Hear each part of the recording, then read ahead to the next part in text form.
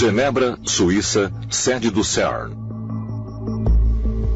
Uma coalizão multinacional de cientistas estão trabalhando para aprimorar o Grande Colisor de Hadron, o maior e mais poderoso acelerador de partículas, que tem a capacidade de produzir a energia de 70 mil bombas atômicas. O Grande Colisor de Hadron foi a chave para a descoberta inicial do bóson de Higgs, ou a partícula de Deus. Uma partícula subatômica que muitos cientistas acreditam existir por uma fração de segundo antes que outras partículas atinjam suas massas, e a parte perdida da nossa compreensão sobre as leis da física.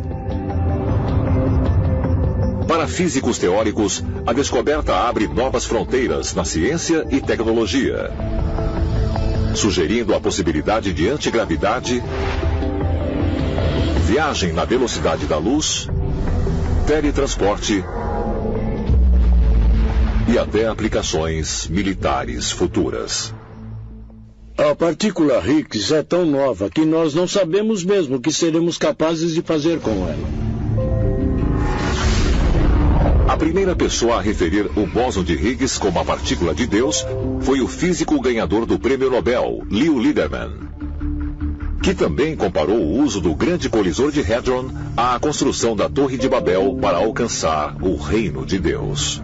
A busca pela partícula de Deus e pela criação destas incríveis partículas aceleradoras, tal como aquela no CERN, é realmente a recriação da Torre de Babel. A Torre de Babel parece ter sido a primeira tentativa da humanidade de atingir os buracos abertos do paraíso para abrir os portais estelares e os buracos negros.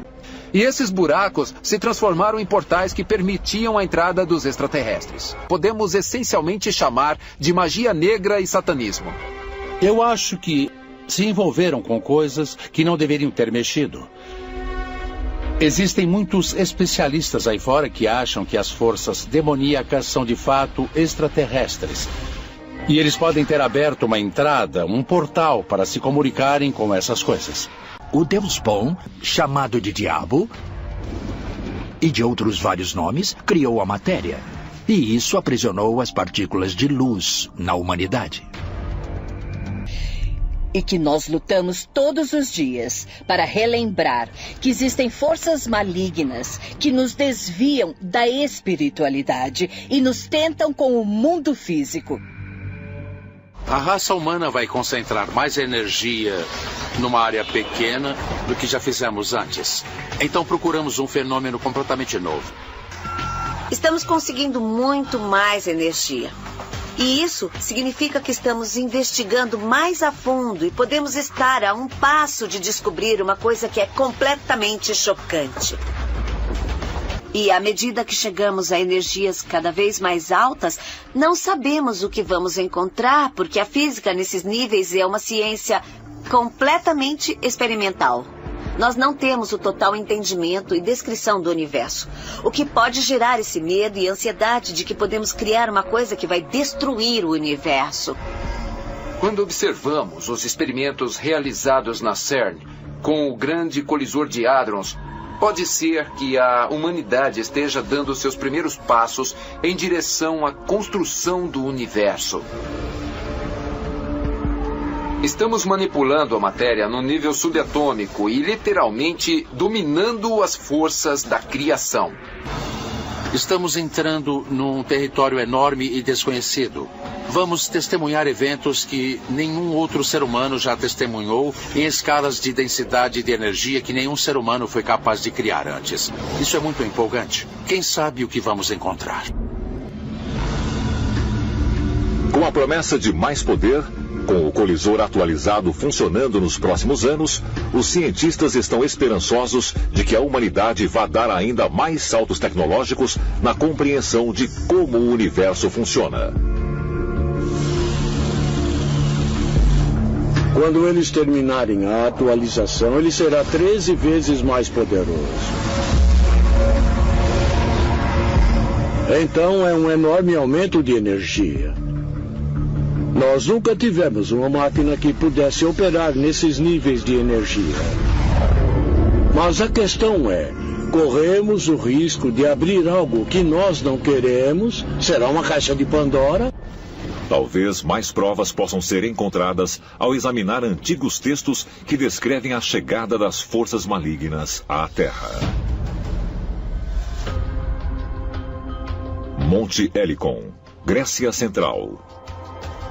No sopé desta montanha, o poeta Hesíodo do século VI a.C. afirmou ter feito contato com 9 musas, filhas imortais do deus Zeus, que, segundo a mitologia, concedeu o conhecimento e a arte aos humanos.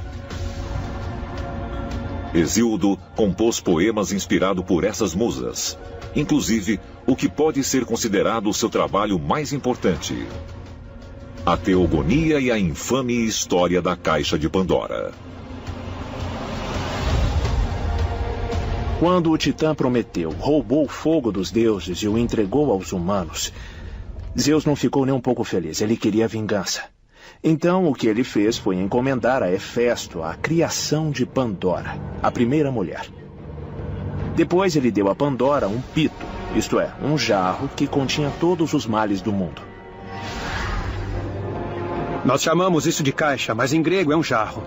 E a Pandora recebeu ordens de não abri-lo. E é claro, ela abriu. E então todos os males foram liberados no mundo. Essas forças malignas são às vezes encarnadas por demônios. E às vezes esses demônios são deuses. E às vezes podemos dizer é uma mistura de monstros e deuses. Mas todas elas são as forças dos eventos negativos do mundo. Zeus queria contrabalancear o fato de que eles tinham essas coisas boas, que eram injustamente, na opinião de Zeus, concedidas aos humanos. Então, é uma explicação que atribui a existência do mal à responsabilidade das deidades, dos deuses. As pessoas acreditaram que a história de Pandora era de fato verdadeira durante muito tempo e que esses deuses extraterrenos, controlavam a sociedade humana. Pandora foi aquela que libertou entidades ou seres que fazem essas coisas acontecerem. A caixa em si pode ter sido algum tipo de portal. Então, ao abrir a caixa, pode, na verdade, ter surgido um portal, por onde uma gama variada de sórdidas entidades, seres espirituais ou vida extraterrena, potencialmente, foi capaz de passar e chegar à Terra.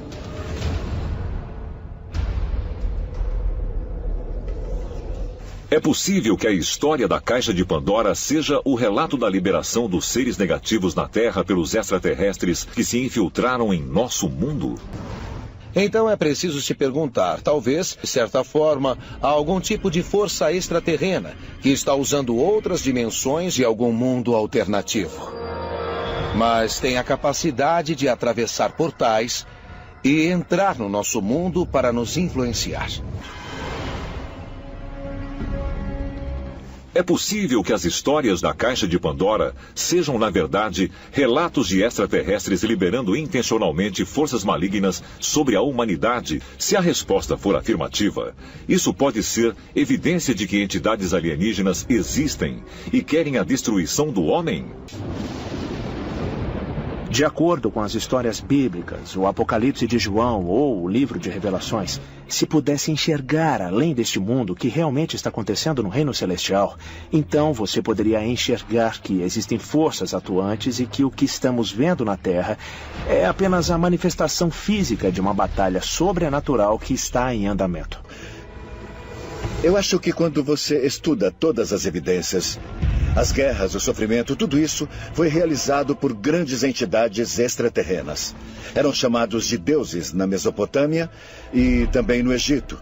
E depois isso se transformou em anjos e forças de Satã. Hoje nós os chamamos de extraterrestres, mas é de fato a mesma coisa.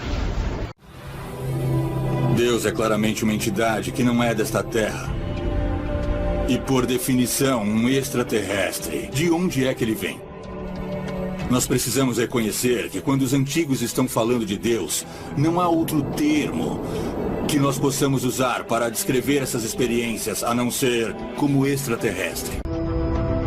Quando você olha para a história da Torre de Babel, é essencialmente uma história da humanidade desenvolvendo tecnologia e sendo como os deuses, sendo como nossos criadores extraterrestres. E, portanto, a humanidade estava, de algum jeito, prestes a alcançar um nível tecnológico. De outra literatura que nós temos, paralela à Bíblia, uma história muito mais profunda é contada.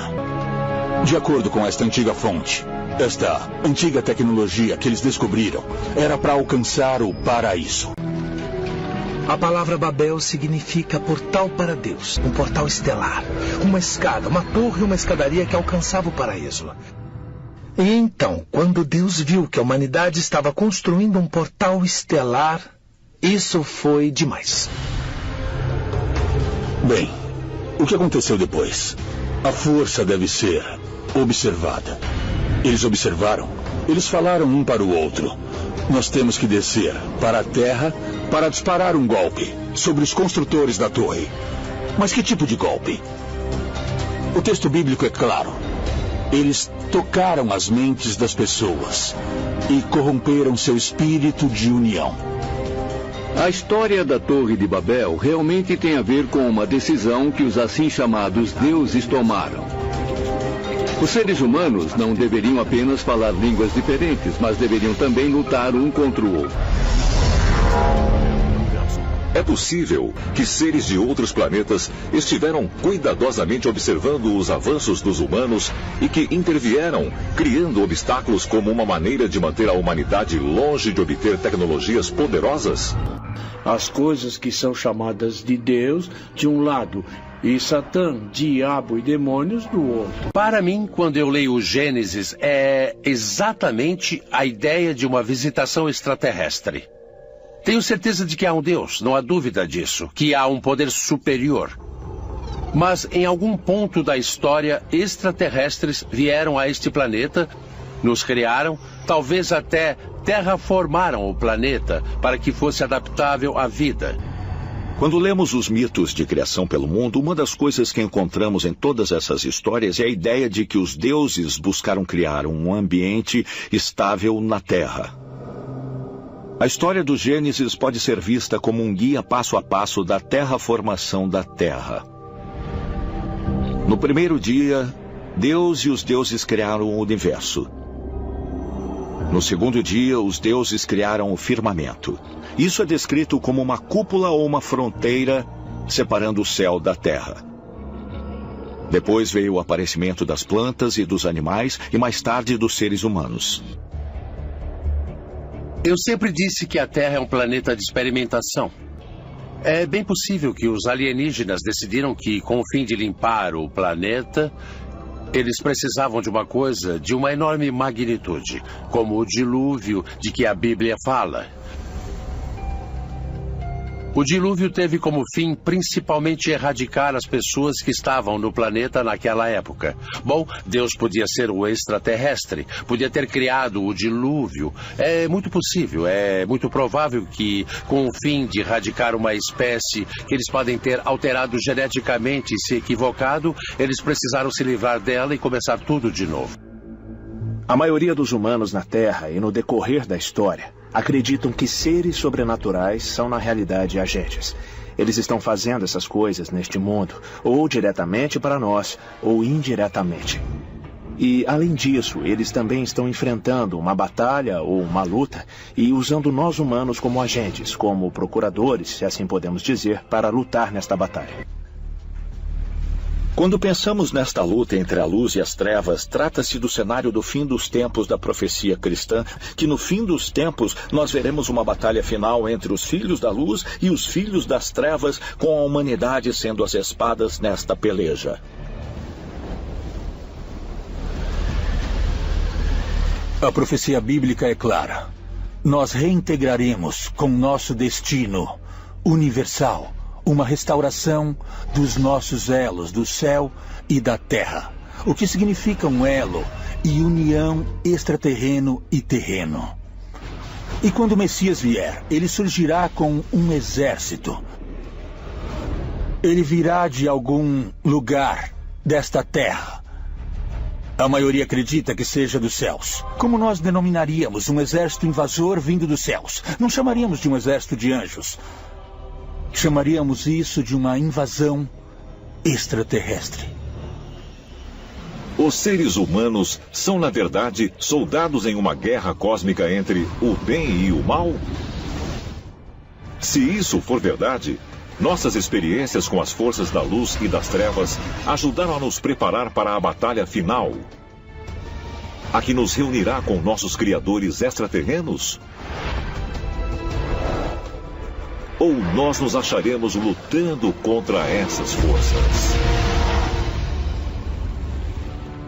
A ideia de que estamos vivendo o final dos tempos, não necessariamente o fim do mundo, mas o fim de um mundo, é global. Segundo alguns pesquisadores e estudiosos, este é o dia em que o mundo chegaria ao fim. Se todos os povos da Terra puderem se unir e viver mais em harmonia consigo mesmos e com o planeta, não haverá uma grande destruição. E dependendo de como você interpreta o encontro no roteiro, estamos exatamente nele. Mesmo a Bíblia cristã prevê com detalhes um terrível apocalipse de fogo.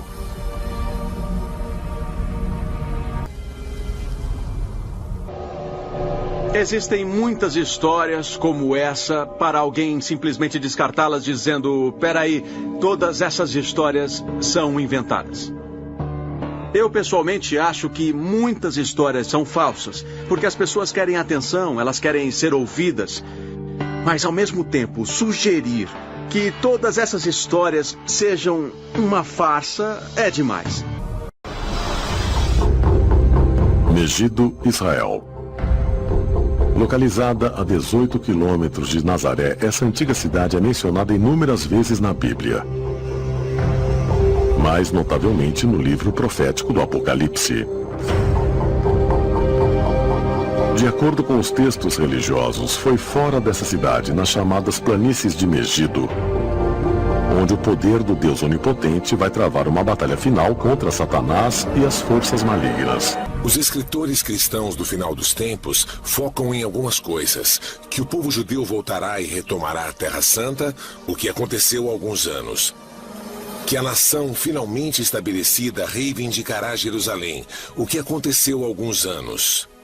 E que haveria uma grande expansão do território até se tornar uma nação muito grande. Finalmente, a reivindicação do templo, que é sagrado no Islã, mas deve ser tomado e restaurado ao seu estado original. É o lugar onde o Messias vai governar a Terra antes do final dos tempos. O livro do Apocalipse é sem dúvida um dos livros mais complexos da Bíblia. E ele pertence a uma compilação à parte, que é chamado de Apocalíptico. É um livro que entrevê o futuro.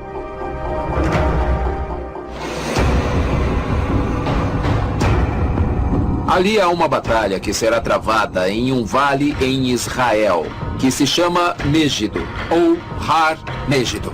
Portanto, Armagedon conforme o termo. O próprio Satanás reunirá os exércitos do mundo em Megido para lutar contra Jesus Cristo. Satanás assume uma aparência mais física. Usa diversas tecnologias para escravizar cada vez mais a humanidade. E, por fim, ele se transforma basicamente em uma força geopolítica, essencialmente um ditador do mundo todo. O livro do Apocalipse descreve ainda que essa batalha será travada no céu e na terra. Os anjos vão descer do céu. Os demônios vão se espalhar por toda a terra para fazer uma destruição com espadas de fogo. E o Deus Todo-Poderoso vai fazer cair a devastação sobre a terra. O livro do Apocalipse é um documento bem assustador se o estudarmos e ficarmos pensando que essas coisas podem acontecer. Quero dizer, Se você olhar para o que acontece no livro, temos cataclismos na Terra, temos terremotos, chuva de fogos sobre a Terra, anjos batalhando no céu. E depois, repetidamente, temos Satanás voltando. Ele ficou arrogante e perdeu a sua posição celestial. Ele foi expulso dos céus e caiu. Satanás comanda um exército de demônios unidos em uma busca de vingança para destruir a humanidade. O Satanás é a fonte da tortura, da morte e da destruição. Satanás é retratado como o inimigo de Deus, que tenta destruir as pessoas boas para fazer com que elas se tornem ruins, impedindo-as de serem salvas e de irem para o céu, de modo que possam ir para o inferno, onde ele está no comando. Mas será que essa profecia bíblica não é uma previsão do final do mundo, de cataclismo e de guerra? Haverá uma interpretação ainda mais profunda? O livro do Apocalipse nos fornece algumas das mais claras representações do que muitos modernos chamariam de atividade extraterrestre. Pense nisso. Temos seres sobrenaturais que voam através do cosmos, tocando trombetas, lançando fogo sobre a Terra. Temos um grande conflito entre a luz e as trevas, entre o bem e o mal. Há um dualismo cósmico acontecendo, que envolve no final a reafirmação da autoridade divina sobre aqueles anjos rebeldes que tinham se perdido há muito tempo. Combate extraterrestre? Será que o livro bíblico do Apocalipse realmente pode estar se referindo a uma guerra galáctica? Uma aposta sobre o destino final da humanidade? Se sim, quem ou o que é Satanás? Ele é um demônio, o diabo, a personificação do mal? A maioria dos cristãos acreditam que os demônios são encarnações do mal dos outros anjos que seguiram Lúcifer em sua rebelião contra o Deus onipotente. Eles têm nomes como Beelzebu, Asmodeus, Maluk e Mammon, e se dedicam a corromper as almas da humanidade. Biblicamente falando, o demoníaco vem dos anjos caídos. Aqueles que caíram com Lúcifer durante as grandes guerras no céu. E o objetivo deles é enganar a humanidade para que sigam um mau caminho, para se apartarem de Deus. E se dividem em muitas classes. Eles têm as ocupações mais básicas lá de baixo e seguem por toda a extensão até o estrategista, que está governando nos bastidores os assuntos da humanidade. Essencialmente, dá para imaginar uma estrutura militar, com os generais, oficiais, agentes particulares. Há 9 níveis, que são anjos caídos de várias posições. Os de baixo servindo os de cima e, por fim, obedecendo Satanás. Por definição, anjos são de outro mundo. Anjos são extraterrestres. Não são deste planeta. Assim, por definição, ETs e anjos são a mesma coisa. Nossa concepção moderna de ET mudou, mas há milhares e milhares de anos, quando os anjos viviam entre nós, nossos ancestrais não os chamavam de ETs, eles os chamavam de anjos e sabiam que não eram deste mundo, não eram deste planeta. Anjos. De acordo com uma pesquisa realizada em 2010, quase 70% dos americanos acreditam em anjos. Mas o que são eles? Enviados alados de Deus, como descritos na Bíblia? Existem sorridentes querubins nos observando em nuvens ao sabor do vento? Ou seria algo muito, muito maior? O conceito do que é um anjo, obviamente, é bem conhecido, ainda mais na cultura americana. E também existe nas culturas latina, grega e babilônica. Mas haveria uma origem alienígena ou extraterrestre para as histórias bíblicas do julgamento final? Há alguns milhares de anos, os extraterrestres vieram e criaram a primeira humanidade por uma mutação artificial. E é claro, um dia eles voltarão. E claro, o julgamento será em função do que eles esperavam que fizéssemos. E os que entenderem o que aconteceu no passado não ficaram chocados, porque sabiam e esperavam desde sempre o que vai acontecer.